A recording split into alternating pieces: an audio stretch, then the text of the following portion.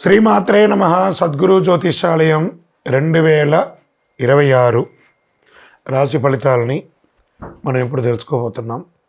ద్వాదశ రాశులకి ఎలా ఉన్నాయి? అందరికీ ఒక క్యూరియాసిటీ, ఈ కొత్త సంవత్సరం భగవంతుడా నాకు ఎలా ఉంటుంది? నేను ఆరోగ్యంగా బాగుంటానా? నాకు ఉద్యోగం వస్తుందా? నాకు వ్యాపారం బాగుంటుందా?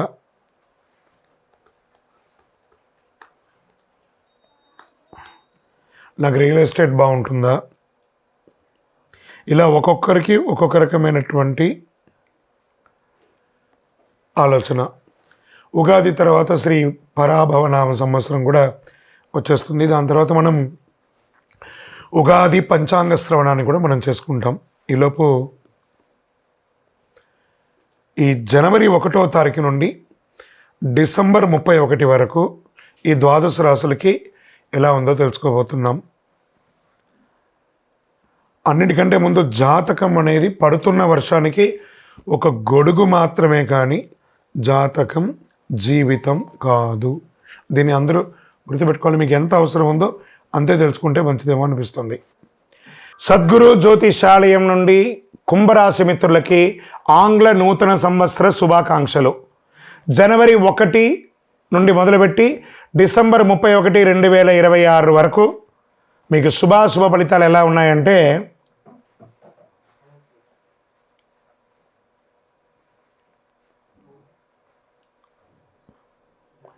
మీకు సున్నితంగా చెప్పాల్సిన మాట, జాగ్రత్తగా ఉండండి. అది భయపడడానికి కాదు, మిమ్మల్ని జాగ్రత్త పరచడానికి కోసం మాత్రమే చెప్పే ఒక మాట. అతి ప్రేమ, ఎవరి మీద అతి ప్రేమ పెట్టకండి,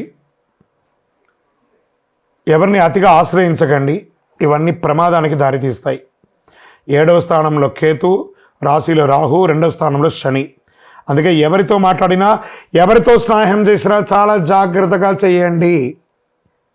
కుంభరాశి మిత్రులారా, ఇంకా కూడా చాలదా మీరు పడుతున్నటువంటి అవమానాలు, కష్టాలు, పోగొట్టుకున్నవి, నష్టాలు ఇంకా కావాలా? వద్దు కదా. కాబట్టి మిమ్మల్ని మీరే మార్చుకునే ఒక సమయం, సెల్ఫ్ క్లెన్జింగ్ అనే ఒక సమయం ఆసనమైంది కుంభరాశి వారికి. మీ యొక్క జీవితంలో 3వ వ్యక్తి లోపలికి రాకూడదు.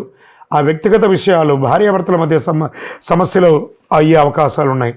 3వ వ్యక్తికి చెప్పవద్దు. ఏ రహస్యాన్ని కూడా థర్డ్ పర్సన్కి చెప్పకండి. మీ సీక్రసీని కూడా ఇద్దరు కూర్చొని మాట్లాడి పరిష్కరించుకోండి. మీరే వ్యాపారమైనా, అన్నదమ్ములైనా, అక్క చెల్లెలైనా, భార్యాభర్తలు కూర్చొని మాట్లాడుకోండి.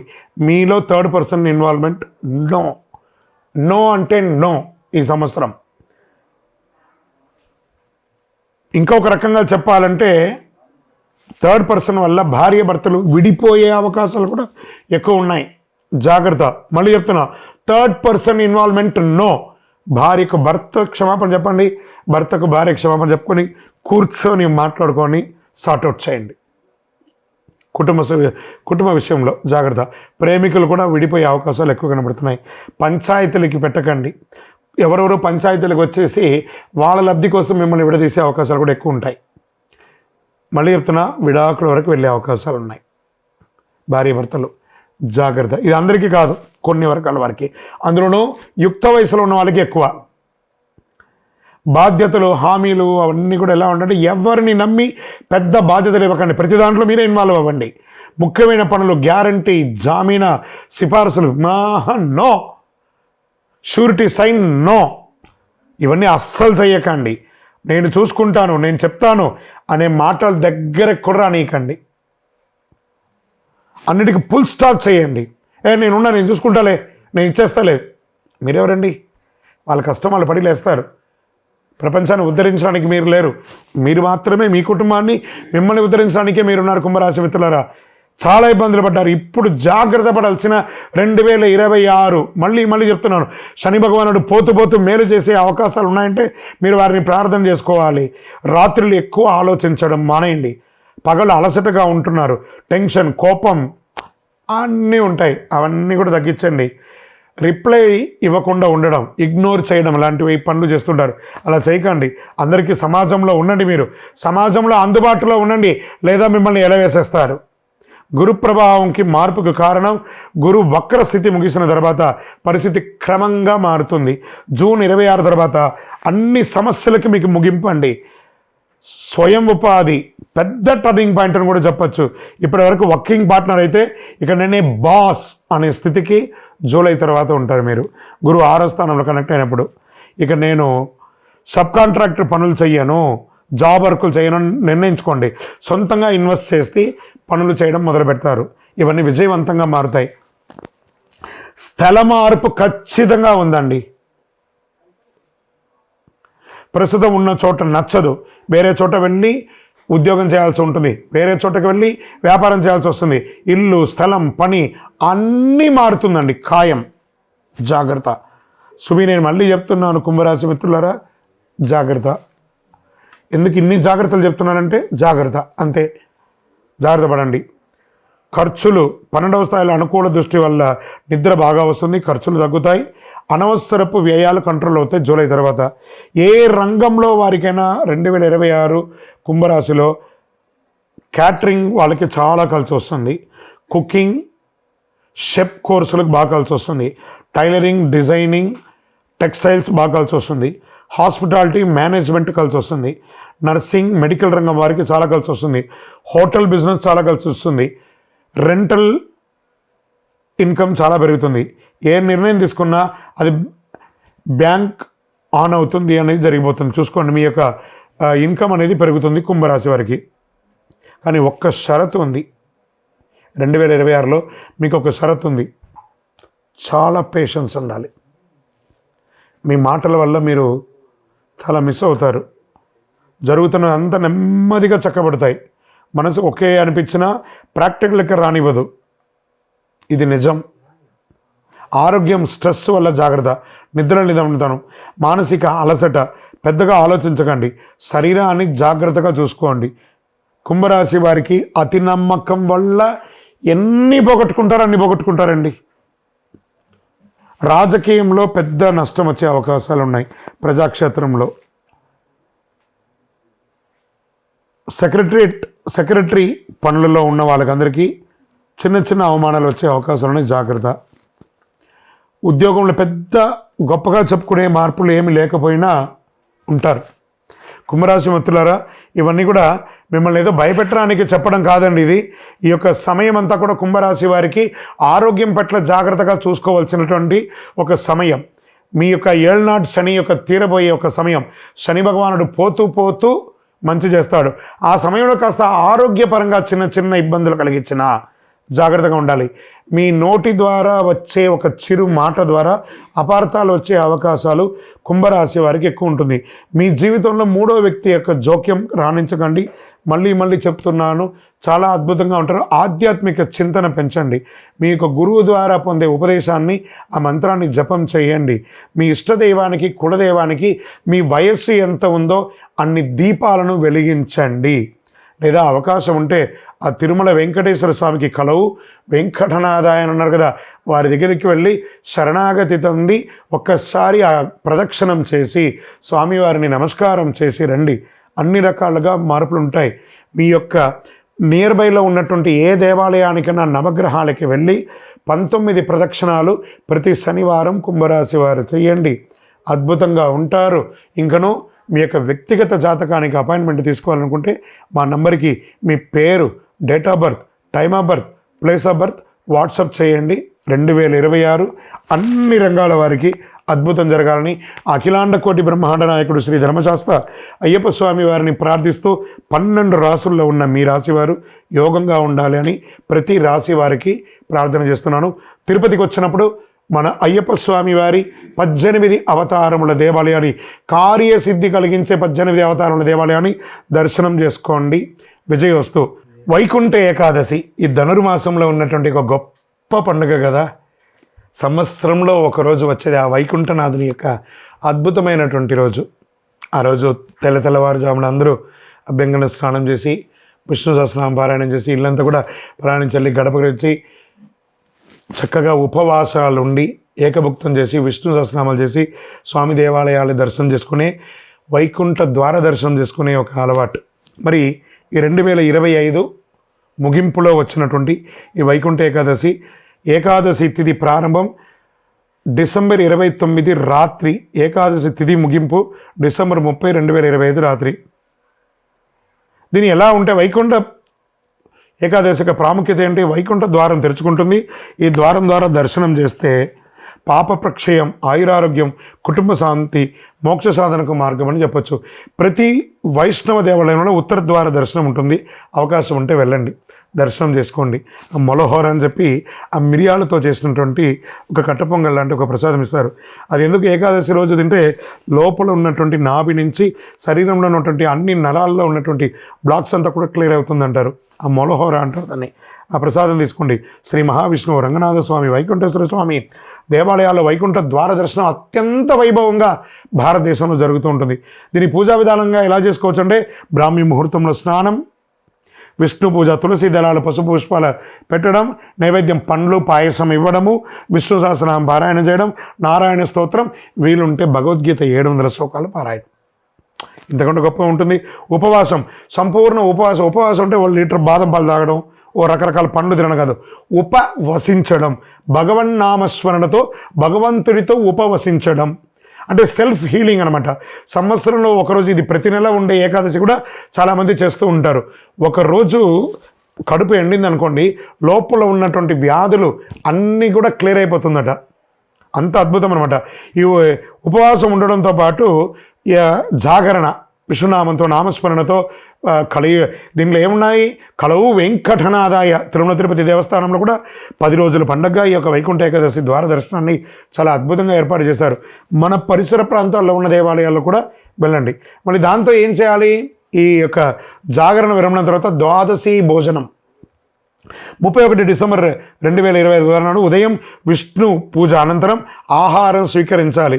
ఏకాదశి ఉపవాసం ఉండి ఆహారం స్వీకరించడము, లేదా ఒక్కరికైనా ఆహారం పెడితే సాక్షాత్ వైకుంఠనాథుడే వచ్చి మన దగ్గర ఆహారం తీసుకున్నట్ట. ఒక స్ట్రేంజర్స్, ఒక పేదవాళ్ళకైనా ఆహారం పెట్టాలట. ద్వాదశ భోజనం అంటారు దాన్ని. సో అంత అద్భుతం. దీనివల్ల ఏమొస్తుంది? సంతాన ప్రాప్తి పెరుగుతుంది, ఆరోగ్య ఆర్థిక ఇబ్బందులు తొలగుతాయి, ఆధ్యాత్మికమైనటువంటి వెలుగు జంతువులు పెరుగుతుంది. వైకుంఠనాథుడికి ఏ అద్భుతమైనటువంటిది ఏం చేయాలి? ఆ వెంకటేశ్వర స్వామికి ఏం కావాలి? శ్రీనివాస గోవింద, శ్రీ వెంకటేశ గోవింద, వైకుంఠనాథ గోవింద అని ఆ గోవింద గోవింద గోవింద గోవింద నామాన్ని చెయ్యండి చాలు. ఏం చెప్పారు ఆ హనుమంతుల వారు? ఎత్ర ఎత్ర రఘునాథ కీర్తనం తత్ర తత్ర ముఖమస్తకాంజలిం బాష్పవారి పరిపూర్ణలోచనం మారుతిని నమతరాంజ. అయ్యా ఆంజనేయ, నువ్వు ఎక్కడ ఉంటావురా అంటే ఆ నారాయణ నామస్మరణ ఎక్కడ జరుగుతుందో అక్కడ కన్నీటి పర్యంతం నేను నమస్కరిస్తూ ఆ నామస్మరణ చేసిన వాళ్ళకి సేవకులుగా ఉంటానన్నారట. ఈ వైకుంఠ ఏకాదశి రోజు ఒక్కసారి మీరు నామస్మరణ చేస్తే 1,00,000 సారి నామం చేసినంత ఫలితం. కలవు వెంకటనాథాయ. అలా వైకుంఠనాథుని ప్రార్థన చేయండి, అన్ని రకాల అనుగ్రహం పొందండి. విజయోస్తు. సంక్రాంతి వచ్చిందంటే ఎంత పండగ అందరికీ. చాలా ఇది ఆ నారాయణ సేవ చేసేవాళ్ళు, ఆ గోవులు వెళ్ళేవాళ్ళు ఎంత అద్భుతంగా ఉంటుందంటే పల్లెటూరులలో అంతా చేస్తే ఆ గొబ్బిలు పెట్టి పూలు పెట్టి ఎంతో అందమైనటువంటి పండగ. దేనికోసం ఇది? అయ్యప్ప భక్తులు కూడా చాలా గొప్పది. భోగికి ముందు చేరాలి, మకర సంక్రాంతి చూడాలి, చాలు చాలు మనకింకా వలదు వలదు ఇక జన్మ. ఇంత అద్భుతం తెలుసా? ఈ భోగికి ముందు అన్ని పాత నెగిటివ్స్ అన్నీ కొట్టుకోబోతుందట. దక్షిణాయన కాలం పోయి ఆ సంక్రాంతి రోజు మకర సంక్రమణంతో ఉత్తరాయణ పుణ్యకాలం పెరుగుతుందట. దీనికోసం బాగా భోగి మంటలు వేసుకుంటారు. అన్ని చెత్త చెదారం అంతా ఎందుకు వేసి కాలుస్తారు? ఏదో మొక్కుబడిగా చేస్తారనుకున్నారా? మాలో ఉన్న దరిద్రం, కామ క్రోధ లోభ మోగ మదమాత్సర్య ఈశ డంబాలన్నింటినీ అగ్ని రూపంలో కాల్చి మేము ఒక ఫ్రెష్గా మారబోతున్నాము. మకర సంక్రమణంతో సంక్రమించాలనుకుంటున్నాము. దక్షిణాయనం పోయి ఉత్తరాయణం పొందుతున్న అద్భుతమైనటువంటి సమయం అండి. ఆధ్యాత్మికతకు కొత్త సంవత్సరంలో, ఆంగ్ల నూతన సంవత్సరంలో మొట్టమొదటి పండుగ అండి ఆ మకర సంక్రాంతి. అద్భుతం. ఎలా పాత అలవాట్లు, పాత కష్టాలు, నెగిటివిటీ ఇవన్నీ భోగి మంటలో దహనం చేసేస్తున్నాం. ఎంత అద్భుతం కదా. భగవంతుడు మనకి ఇచ్చినవన్నీ కొత్త జీవితానికి సిద్ధం కావడం, ఆచారాలు, తెల్లవారుజామున భోగి మంటలు, ఇంటి ముందు ముగ్గు గొబ్బిళ్ళు, ఇంటి శుభ్రత, పాత వస్తువులు తొలగింపు, భోగి ఫలం, రోగాలు తగ్గుతాయి, మనసుకు తేలిక, ఇంట్లో శుభ్రత.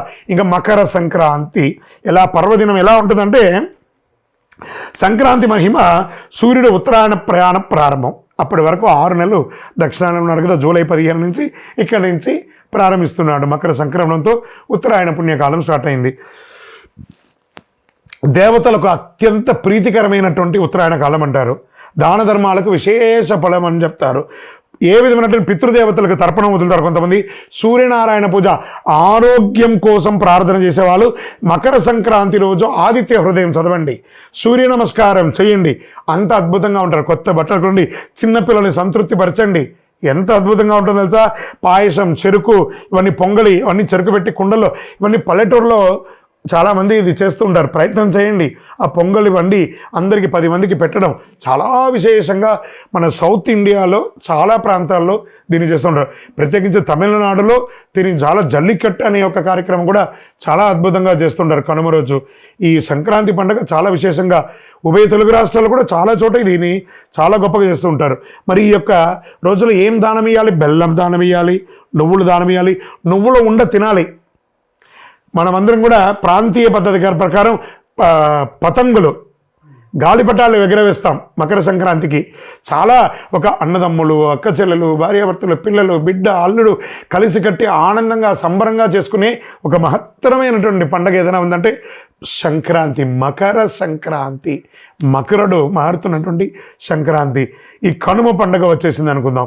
కనుమ ప్రాముఖ్యత ఏంది? వ్యవసాయదారులకి. అంటే ఒక దున్నపోతు ఉంటుంది చూసారా, దాన్ని కొట్టి కొట్టి దున్ని దున్ని దున్ని దున్ని కట్టబెట్టి దున్నుతూనే ఉంటారు. దున్నపోతు కూడా ఒకరోజు వస్తుందంటారు చూస్తారా, కనుమండి. ఆ సాక్షాత్ ఆ యొక్క కల్ప వృక్షం అండి, భూలోక కల్ప వృక్షం ఏదైనా ఉందంటే ఆవే అండి.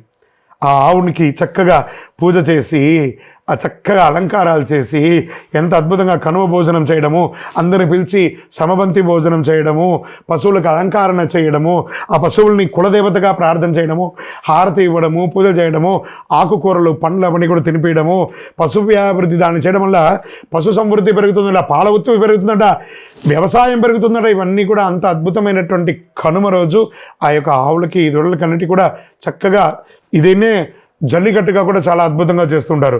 భోగి చెడును వదలడం, సంక్రాంతి శుభాన్ని ఆహ్వానించడం, కనుమ కృతజ్ఞతగా జీవించడం. ఈ 3 పాటిస్తే జీవితం సమృద్ధిగా ఉంటుంది. కొత్త ఆశలు, కుటుంబ కలయిక, ఆర్థిక స్థిరత్వం, ఆరోగ్యం, శాంతి, ఆనందం ఇవన్నీ కూడా కలిసి వస్తుంది. అందరికీ కూడా మకర సంక్రాంతి శుభాకాంక్షలు. అయ్యప్ప స్వామి వారి భక్తులకు అందరికీ కూడా శుభాకాంక్షలు. మకర సంక్రాంతి అనగానే అయ్యప్ప భక్తులకు అందరికీ కూడా ఒక అద్భుతమైనటువంటి రోజు.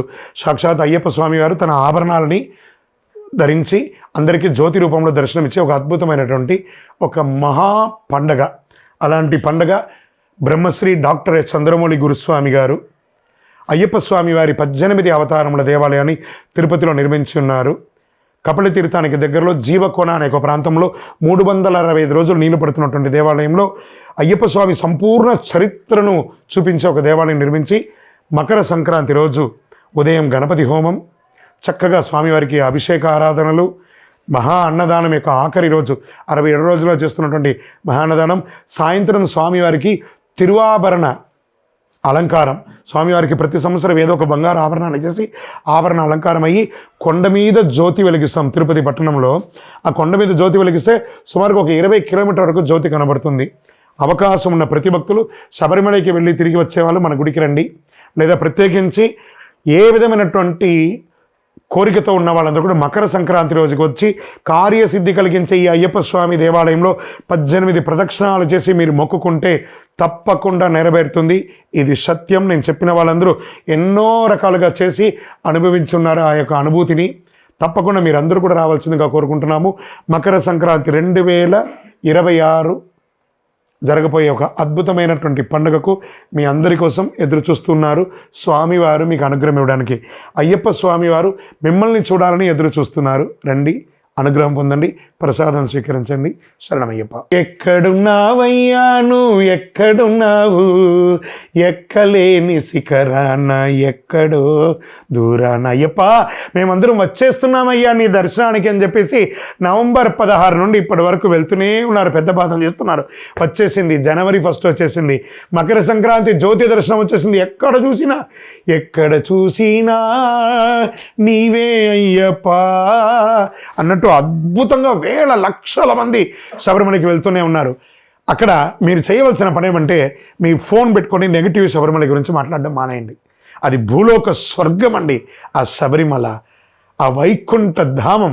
అక్కడికి వెళ్ళి ఆ చెప్తుంటేనే చూసారా గూస్ బంప్స్ వస్తుంది. మీకోసం ఎదురు చూస్తున్నాడండి అయ్యప్ప అనుగ్రహం ఇవ్వడానికి.